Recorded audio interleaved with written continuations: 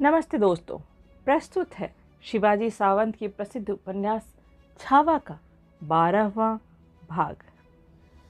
महाराज अब अपने बिखरे हुए राज्य की शासन व्यवस्था के काम में मग्न थे। औरंगजेब ने उनके सुलह का प्रस्ताव स्वीकार कर लिया था। दक्षिण के सूबेदार मुअज्जम उर्फ शाह आलम की मार्फत औरंगजेब की स्वीकृति महाराज को प्राप्त हो गई थी। संभाजी के लिए भी स्वीकृति आ गई थी। संधि के अनुसार यह तय हुआ था कि महाराज के प्रतिनिधि के रूप में युवराज संभाजी को शाही मनसबदार माना जाए, उन्हें 4 हजारी मनसबदार बनाया जाए और बरार खानदेश की जागीर का 15 लाख होन की आमदनी का प्रदेश बतौर माफीदारी उन्हें बहाल किया जाए। औरंगजेब कुटिल राजनीति के खेल ही जानता था। उसने संधि के रूप में यह चाल दिखाई थी, जो दिखती थी हाथी की चाल, परंतु चाल थी वह ऊंट की टेढ़ी फंसाने वाली। संभाजी को माफीदारी की जागीर दी गई थी, बरार और खानदेश की, जिसका अर्थ यह था कि संभाजी को औरंगाबाद में मुकाम करना पड़ेगा और इस तरह शिवाजी का बेटा मनसबदार बनकर ही क्यों न हो, रहेगा औरंगजेब के कब्जे में जामीन बनकर। यदि उनके मन में ऐसा कुटिल इरादा न होता तो क्या पुरंदर की संधि में औरंगजेब को जो प्रदेश शिवाजी से मिला था, उस मावल प्रदेश का वही मनसबदार वह संभाजी को नहीं बना सकता था? परंतु ऐसी संधि सरल चाल चलता तो वह औरंगजेब क्यों कर कहलाता? महाराज तार चुके थे कि औरंगजेब मोर पंख का गुच्छ दिखाकर हमारे चेहरे पर केवाच के पत्ते फिरा रहा है। उन्होंने दिल्ली दरबार को स्पष्ट कहलवा भेजा, जागीर की माफीदारी हमारे फर्जंद संभाजी जरूर अदब से लेंगे, मगर वे जागीर की जगह पर औरंगाबाद में नहीं रहेंगे। प्रताप राव गुजर और निराजी रावजी उनके मुताबिक और नायाब बनकर जागीर का कामराज किया करेंगे। सुलह के अनुसार महाराज की सभी शर्तों को मान लिया गया था। औरंगाबाद से मुअज्जम का पत्र आया, जागीर के सम्मान वस्त्र और बादशाही फरमान लेने के लिए फर्जंद संभाजी को औरंगाबाद भेज दीजिए। तुरंत ही महाराज के जासूस बहिरजी, कर्माजी, विश्वास आदि औरंगाबाद की ओर दौड़ पड़े। उन्हें मुअज्जम के बारे में पूरी और सही जानकारी प्राप्त करनी थी। यह ऐसी चतुर राजनीति का खेल खेलना बस केवल शिवाजी महाराज की ही बस की बात थी। वे सदा ही ऐसे खेल खेलते आए थे। दुश्मन के एक घेरे में से छूटकर निकले नहीं कि तुरंत दूसरे घेरे में वे खुद ही घुस पड़ते थे। संभाजी को अभी अभी तो उन्होंने एक कैद से सकुशल छुड़ा लिया था और तुरंत ही वे उन्हें अपनी इच्छा से ही फिर एक दूसरी कैद में ढकेलने का साहस कर रहे थे। उस चाल में धोखा था जरूर। इस चाल की सफलता इस बात पर आधारित थी कि मुअज्जम का स्वभाव कैसा है। इसी तरह इसी चाल से यह भी सिद्ध होने वाला था कि संभाजी कितना निर्भय और धैर्यशाली है। गुप्तचरों ने औरंगाबाद तक जाकर पूरी जानकारी ला दी। मुअज्जम भोग विलासी है, साज सिंगार और ऐशो आराम में मगन रहता है। शिवाजी से वह मन ही मन घबराता है, अपने पिता से भी वह दूर ही दूर रहता है।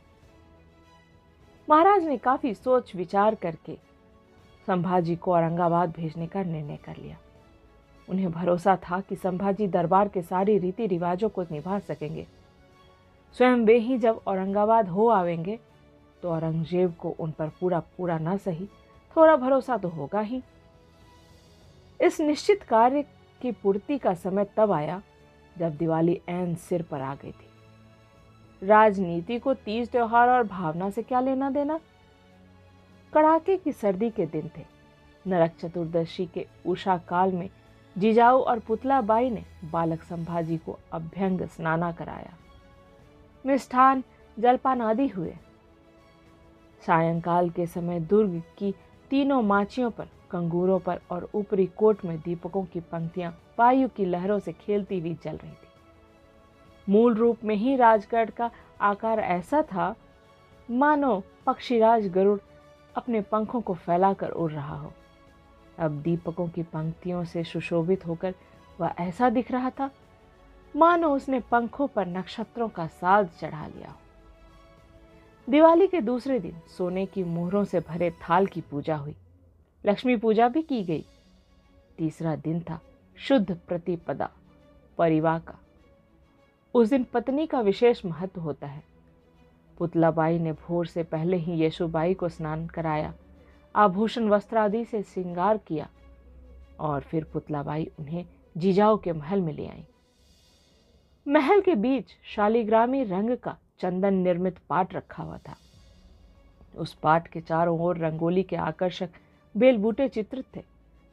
पीतल के चमचमाते दीपक मंद मंद जल रहे थे। जीजाऊ ने बाल शंभू का हाथ अपने हाथ में लेकर उसे उस पाट पर बैठाया। पुतलाबाई ने येशुबाई के हाथ में आरती की थाली दी। उस थाली में जलने वाले 5 नीराजनों के प्रकाश से येशुबाई के मुख का केतकी वर्ण और अधिक झिलमिला रहा था। आंखें उस प्रकाश से बचना चाह रही थी। कोई चंपाकली खिलते समय अपनी पंखुड़ियों को खोलना चाहती हो पर सकुचा रही हो, ऐसा रूप रंग बन आया था येशुबाई का। इस थाली को हाथ में लेकर आरती उतारो अपने श्रीमान जी की। पुतलाबाई ने येशुबाई के लाज संकोच को दूर करने के लिए प्यार भरे बोलों से समझाया। कांपते थरथराते हाथों से घबराई वह वधू अपने पति के मुखमंडल के चारों ओर आरती घुमा रही थी। उसकी दृष्टि थाली में गड़ी हुई थी।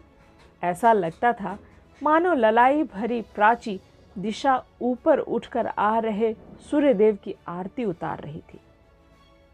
जीजाऊ ने झुककर संभाजी के हाथ में एक सुवर्णाभूषण दिया। पैठन नगर की बनावट वाला यह एक कंठाहार था। हार हाथ में लेकर संभाजी ने जीजाऊ की ओर देखा, मानो आंखों से पूछ रहे हो, क्या करें इसका? अपनी वधू के साथ मनाई गई या उनकी भी तो पहली ही दिवाली थी ना। जीजाऊ ने मुस्कुराते हुए संकेत से समझाया, इसे आरती की थाली में रख दो। संभाजी ने वह हार थाली में रखा। दृष्टि नीचे ही टिकी हुई थी। फिर जीजाऊ ने बहुमूल्य रेशमी साड़ी, चोली, वस्त्र आदि से भरी हुई एक थाली सामने रखी।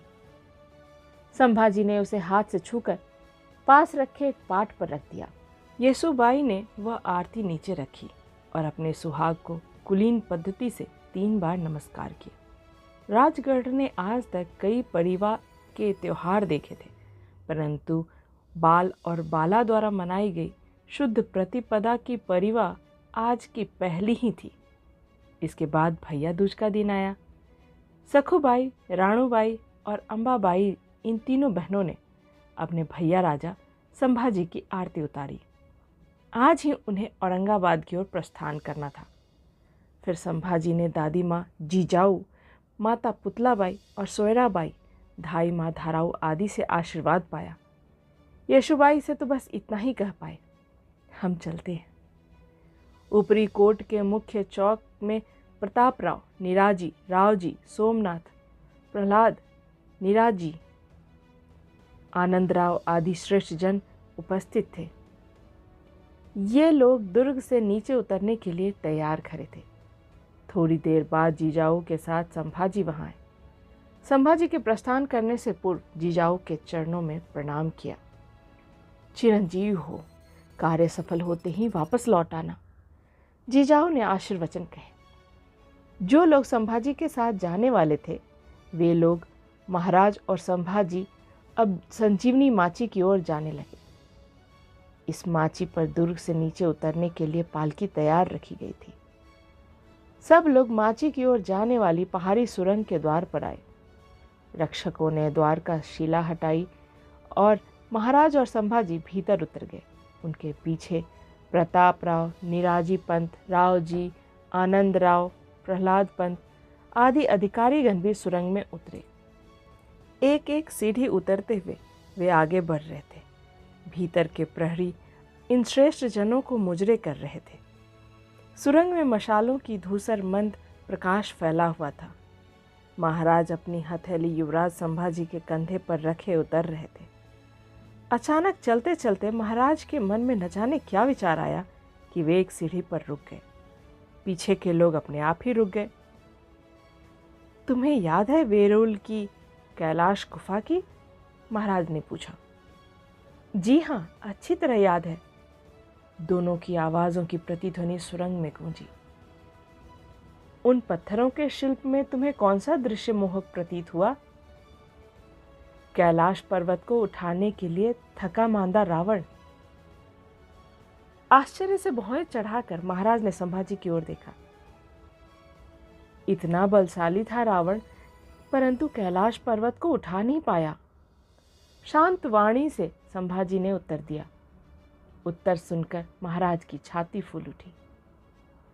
सब संजीवनी माची तक आए। युवराज संभाजी ने अपना हल्दी रोली से सुरेखित मस्तक महाराज के चरणों में नवाया। उन्हें ऊपर उठाकर अंक में भरते हुए महाराज धैर्यपूर्ण स्वर में बोले, सावधान रहना, हम तुम्हारे साथ नहीं हैं, परंतु प्रताप राव तो हैं। उनकी सलाह के अनुसार चलो, यशस्वी बनो। हम तुम्हारे आने की प्रतीक्षा करेंगे। संभाजी सजाई हुई पालकी में सवार हो गए। पालकी का खिला हुआ शानदार फुदना उनके हाथों में था। पालकी चल पड़ी और रणसिंगों की तेज आवाजें गूंजने लगी।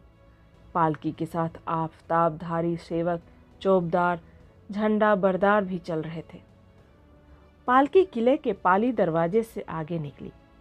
पीछे 5000 शूरवीर घुड़सवार भी साथ निकले। कूच का डंका बजने लगा। इस डंके की आवाज़ को ऊपर दुर्ग में संभाजी की बहनों सखुबाई, राणूबाई और अंबाबाई ने सुना। येशुबाई ने भी सुना और जीजाऊ ने भी। धाराओं ने भी सुना अवश्य, परंतु कान जैसे बधिर थे, मन सुन्न हो गया था उसका। श्री भवानी के राज्य के सेवकों को नाते रिश्तों को भी भुलाना पड़ता है। वे पहले हैं भगवती भवानी के अनन्य उपासक। वह माँ भगवानी अपने 8 हाथों में से एक हाथ उठाकर जिस दिशा की ओर संकेत करे, राज्य के रणबांकुरों के लिए वही दिशा है, वही लक्ष्य है। आज उसी माँ भवानी ने युवराज संभाजी को दिशा दिखलाई थी, औरंगाबाद की। वे निकल पड़े नातों रिश्तों का मुंह तोड़कर। एक एक पड़ाव तय करते हुए संभाजी औरंगाबाद पहुंचे। दिल्ली दरबार का एक अमीर सरदार जसवंत सिंह उनकी आगवानी के लिए आगे आया। फिर उसके सम्मुख ही संभाजी को मनसबदार के सम्मान वस्त्र प्रदान किए।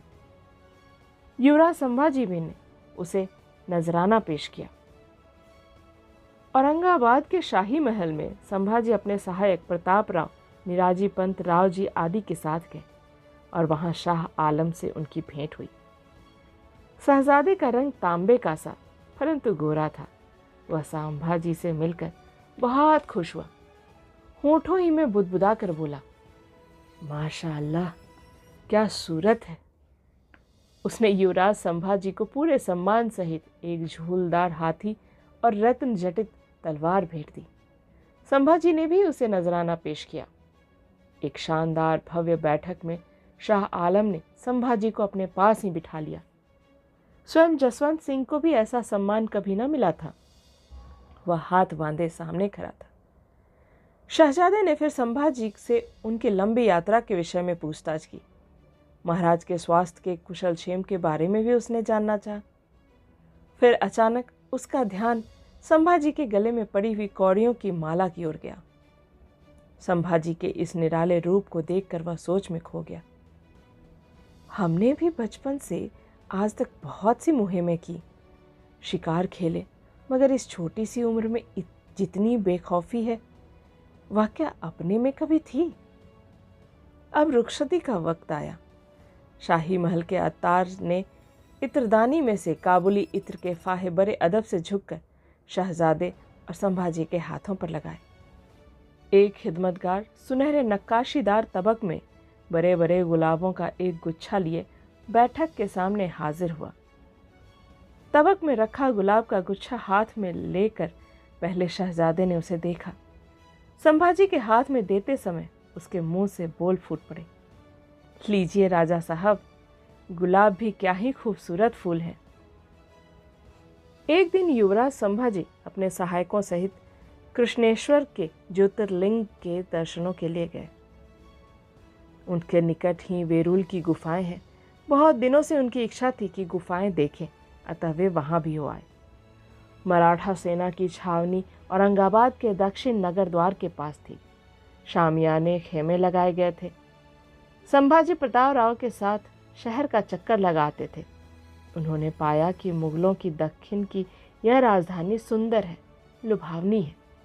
महाराज ने उन्हें कहा भी था, जितना बन सके औरंगाबाद शहर की देखभाल करना। एक दिन प्रताप राव के साथ शहर में घूमकर वे डेरे पर लौटे तो निराजी पंत ने सूचना दी, शहजादे सरकार युवराज जी को याद फरमाते हैं। मुलाकात का उद्देश्य क्या है कुछ पता नहीं। संभाजी ने यह सूचना सुनी और उनकी सलाह जानने के लिए प्रताप राव की तरफ देखा। प्रताप के माथे पर पल पड़ गए थे, फिर भी बोले, युवराज को मुलाकात के लिए जाना चाहिए। पानी में रहकर मगर से बैर लेना अच्छा नहीं है। संभाजी ने प्रताप राव, निराजी पंत, रावजी सोमनाथ आदि सहायकों के साथ लिया और पूरे शानदार सरंजाम के साथ वे शहजादे से मिलने शाही महल में पहुंचे। शहजादे का वजीर आगे बढ़ाया और वह उन्हें बैठक वाले महल में ले गया। आइए, कहते हुए चेहरे पर मुस्कुराहट लिए मोहक रूप वाला शहजादा बैठक में उठकर आगे आया और संभाजी का हाथ अपने हाथ में लेकर उन्हें अपने नज़दीक बिठा लिया। उनके खास सरदार बाअदब दोनों ओर कतारों में हाथ बांधे खड़े थे। प्रताप राव और अन्य सरदार भी ऐसे स्थान पर जा खड़े हुए जहां से संभाजी पर नज़र रख पाना सहज हो। पहले कुछ इधर उधर की बातें हुई और फिर शहजादे ने मुख्य बात की शुरुआत की। शंभू राजा, कभी शिकार खेलते हो? नहीं, शंभू राजा ने शांत रहकर जवाब दिया। ताज्जुब है, राजा के फर्जंद आप और शिकार का शौक नहीं रखते? शहजादे की भौहें ऊपर चढ़ गईं। लेकिन यदि हम खेलना ही चाहें तो हमारे महाराज साहब हमें शिकार करने की इजाजत अवश्य देंगे। तो फिर आज चलिए हमारे साथ शिकार खेलने। हम आज रामटेक के जंगलों में निशाना आजमाने जा रहे हैं। नहीं शहजादे, हम नहीं आ सकेंगे। संभाजी सावधान होकर बोले। क्यों, डरते हैं हमारे साथ जंगल में जाने से? शहजादे ने व्यंग किया। संभाजी ने प्रताप राव की ओर देखा। प्रताप राव को भी अनुमान नहीं था कि ऐसा कोई निराला आमंत्रण सामने आएगा। वह भी सोच विचार में डूबे थे कि क्या संकेत करें, सोच नहीं पा रहे थे। डरने की कोई बात नहीं, हम जरूर आएंगे आपके साथ शिकार खेलने। संभाजी ने गर्दन सीधी रखकर तराक से जवाब दिया। वाह वाह, आफरीन, हमें आपसे यही उम्मीद थी। हम आपकी सवारी का इंतजाम करेंगे, आप अपने चुनिंदा लोग साथ ले लें। शहजादे ने प्रताप राव की ओर देखकर उत्तर दिया। तय हुआ कि दोपहर थोड़ी ढलने के बाद नगर से बाहर निकला जाए। इत्र गुलाब पेश किए गए। संभाजी शहजादे से विदा लेकर अपने डेरे पर वापस आ गए। संभाजी ने प्रताप राव की सलाह से अपने बहादुरों में से कुशल पटेबाज, तीरंदाज, बरछैत और जंगलों में घोड़े दौड़ाने में निपुण सवार चुन लिए। आनंद राव, प्रताप राव, निराजी, रावजी आदि निष्णात शस्त्रधारी भी अपने घोड़ों पर जीन कसकर तैयार हो गए। युवराज संभाजी ने पहले शरीर पर जिरह बख्तर चढ़ाया, फिर टोप के नीचे शीर्षस्त्रान पहना। सब कुछ तैयार था। वे लोग अब शहजादे के संदेश की प्रतीक्षा कर रहे थे। संदेश मिलते ही संभाजी अपने चुने हुए लोगों के साथ छावनी से बाहर निकले। शहजादा एक हाथी पर सुरक्षित हौदे में बैठा था। एक दूसरा हाथी भी संभाजी के लिए वहां लाया गया था। शहजादे ने हौदे में से महावत को इशारा किया। महावत ने हाथी को अंकुश लगाकर घुमाया और वह हाथी को संभाजी के सामने ले आया। हाथी सधा हुआ था। उसने सवार को पहले शानदार सलामी दी, फिर झूलता झूलता वह नीचे बैठ गया। युवराज संभाजी ने कमरबंद में से मोहरों से भरी एक थैली खींच निकाली और वह थैली महावत की ओर उछालकर फेंकी। महावत ने उस थैली को झेल लिया और संभाजी को कोर्निश किया। अब हाथी की पीठ से सीढ़ी लगाई गई। शस्त्रधारी युवराज सीढ़ी से होकर हौदे में आ बैठे। फिर महावत ने हाथी को खड़ा किया और शहजादे के हाथी की बगल में ला खड़ा किया। प्रताप राव, रावजी, नीराजी, आनंदराव और चुनिंदा शिकारी साथी संभाजी के हाथी को चारों ओर से घेर कर खड़े हो गए। शहजादे ने हाथ उठाकर और मुस्कुराकर संभाजी को अदब किया तथा संभाजी ने भी हाथ उठाकर हंसते हुए उसके अदब का प्रत्युत्तर दिया। इसके साथ ही बड़े बड़े ढोल नगारे बज उठे। हाथी, घोड़े, निपुण शिकारी, हकवैये आदि दक्षिण नगर द्वार से बाहर निकले पड़े। रामटेक के जंगल में पहुंचकर हाथी रुक गए। पीछे चलने वाले शिकारी, हकवैये और घुड़सवार चारों ओर बिखर गए। संभाजी के लोग उनके हाथी को घेर कर खड़े हो गए। अब शहजादा संभाजी को दिखाना चाहता था कि शाही शिकार कैसा होता है। हकवैये और शिकारी साथी जहां तहां फैल चुके हैं, यह देखते ही शहजादे ने इशारा किया। महावतों ने हाथियों को जंगल में घुसाया। प्रताप राव, आनंद राव आदि सरदार मंडली हाथी के पीछे घोड़ों को धीरे धीरे चला रहे थे। हाथी एक ऊंची पहाड़ी पर आकर रुक गए। यहीं से शिकार पर निशाना साधना था। यहां से ठीक सामने एक पठार फैला था। जंगल में से चारों ओर से कई संकरे गहरे रास्ते इस पठार पर आकर मिलते थे। शहजादे ने हौदे में बैठे बैठे ही अपने हाथों में एक तीर कमान लिया। उसने कमान को एक बार झुकाकर और डोरी को टंकार देकर मजबूती की जांच कर ली। उसके कई सरदारों ने भी तीर कमान या भाले हाथों में तान लिए। मराठी बरछैतों ने भी उन्हें देखकर अपने बरछे, भाले, धनुष आदि तान लिए। रामटेक के उस शांत वन में अचानक होल हल्ला मच गया। तरह तरह की आवाज़ों से जंगल चीखने कराहने लगा। हकवैयों ने हांका शुरू कर दिया था। इनके बीच में रणसिंहों की तीखी तेज आवाज़ गूंज उठी। यह इस बात का संकेत था कि शिकार अब शिकारियों के शस्त्रों की मार के भीतर आ गए हैं। पहले कुछ क्षणों तक तो प्रचंड कोलाहल सुनाई देता रहा। फिर साथ ही सकरे नीचे रास्तों से भागते हुए आए वन गांवों के झुंड, सफ़ेद, चितकबरी, छोटी बड़ी वन्य गायें बेचारी प्राणों के भय से रंभाती चीखती हुई पूंछ उठाकर अंधाधुंध भागती हुई उस पठार पर आ गई। मराठा शिकारियों ने जंगली गौएं देखी। वे उन्हें देखते ही गड़बड़ा गए। रंभाती और बिदकी हुई गौएं एक दूसरे से टकरा गईं, सींग से सींग टकराए। इसी समय पहाड़ी पर से छूटने लगी भालों और तीरों की बौछारें। मर्मस्थलों पर प्रहार होने के कारण कई गौएं रंभाती कराती हुई पठार पर गिर पड़ी। जो बच गई वे फिर घबरा कर संकरे नीचान वाले रास्ते पर भाग पड़ी। घायल गौओं ने कुछ देर झटके दिए और फिर निष्प्राण हो गई। गौओं को रंभाना, कराहना और तरपना संभाजी ने ज्यों ही देखा, वे हौदे में झटके से खड़े हो गए। हाथ के तीर कमान तो सामने गौओं को देखते ही छूटकर गिर गए थे। खूरों को झटका दे रही तरपती उन गौओं को देखकर उनका हाथ व्याकुल से कौड़ियों की माला पर ही फिरता रहा। आंखों से अश्रुधारा बरस रही थी। विवश होकर उन्होंने आंखें मीच ली। कानों में रह रहकर गौओं का रंभाना गूंज रहा था। सेनापति! उन्होंने प्रताप राव को जोर से चिल्लाकर पुकारा। प्रताप राव घोड़ा पास ले आए। शहजादे से कहो हमें ऐसा शिकार और यह खेल पसंद नहीं है, हम जा रहे हैं। संभाजी ने उनसे कहा और महावत को आज्ञा दी। हाथी घुमा लो। महावत ने हाथी का मुंह मोड़ लिया। उधर प्रताप राव ने संभाजी का कहा शहजादे को जा कहा। संभाजी के हाथी के साथ साथ मराठा घुड़सवार, तीरंदाज, बरछैत भी वापस जाने लगे। कोई कुछ न बोलता था। युवराज संभाजी ने हौदे में से अपने तीरंदाजों के तरकस की ओर देखा। हर एक तरकस पहले के समान भरा हुआ था। सामने जंगली गौओं को आया देखकर मराठा शिकारियों ने अपने हथियार रोक लिए थे। संभाजी के मुख पर असीम संतोष झलक उठा। बगल के घोड़े पर दौड़ लगाने वाले सेनापति प्रताप राव से संभाजी ने पूछा, गुजर काका, हमें शिकार करना ही हो तो किसका शिकार करें? जी प्रभु, वन्य श्वापदों का करें या फिर जंगली सुअरों का करें? प्रताप राव ने ऊपर हौदे की ओर देखते हुए कहा। महावत हाथी चलाने में मग्न था।